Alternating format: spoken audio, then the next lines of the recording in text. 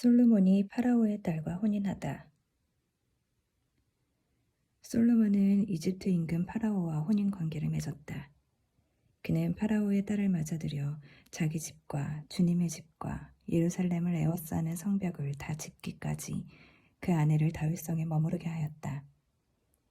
주님의 이름을 위한 집이 그때까지 지어지지 않았기 때문에 백성은 산당에서 제사를 드렸다.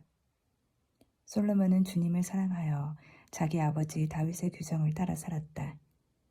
그러나 그도 여러 산당에서 제사를 드리고 향을 피웠다. 솔로몬이 기브온에서 꿈을 꾸다. 임금은 제사를 드리러 기브온에 갔다. 그곳이 큰 산당이었기 때문이다. 솔로몬은 그 제단 위에서 번제물을 1000마리씩 바치곤 하였다. 이 기브온에서 주님께서는 한밤중 꿈에 솔로몬에게 나타나셨다. 하느님께서 내가 너에게 무엇을 해주기를 바라느냐 하고 물으셨다. 솔로몬이 대답하였다. 주님께서는 당신 종인 제 아버지 다윗에게 큰 자애를 베푸셨습니다. 그것은 그가 당신 앞에서 진실하고 의롭고 올곧은 마음으로 걸었기 때문입니다. 당신께서는 그에게 그토록 큰 자애를 내리시어 오늘 이렇게 그의 왕좌에 앉을 아들까지 주셨습니다.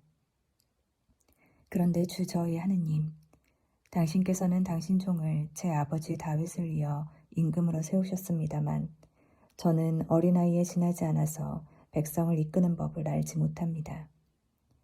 당신 종은 당신께서 뽑으신 백성, 그 수가 너무 많아 셀 수도 헤아릴 수도 없는 당신 백성 가운데 있습니다.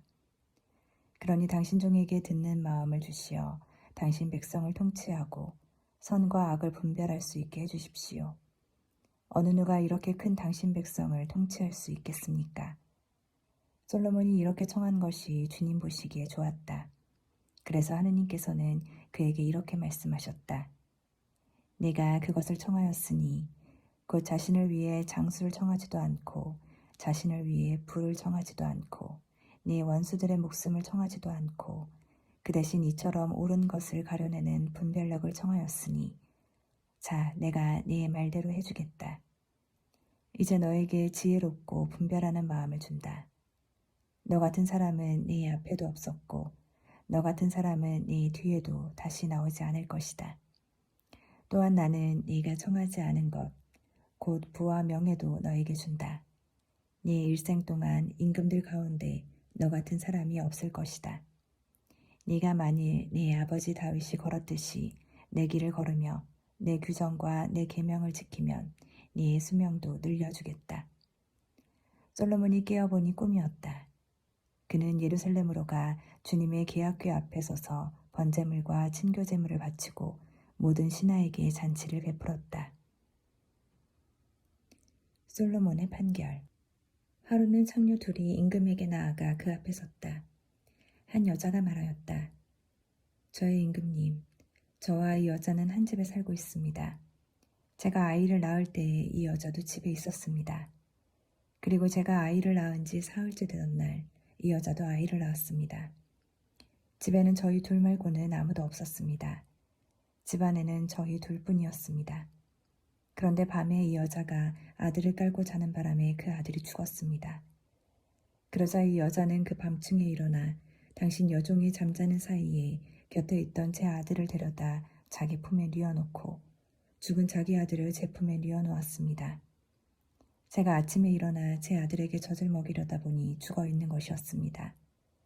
아침이어서 그 아이를 자세히 보니 제가 낳은 아들이 아니었습니다.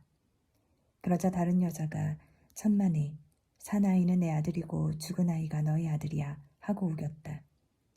처음 여자도 아니야 죽은 아이가 너희 아들이고 산 아이가 내 아들이야 하고 우겼다. 그렇게 그들은 임금 앞에서 말다툼을 하였다. 그때 임금이 말하였다. 한 사람은 살아있는 아이가 내 아들이고 죽은 아이가 너의 아들이다 하고 다른 사람은 아니다.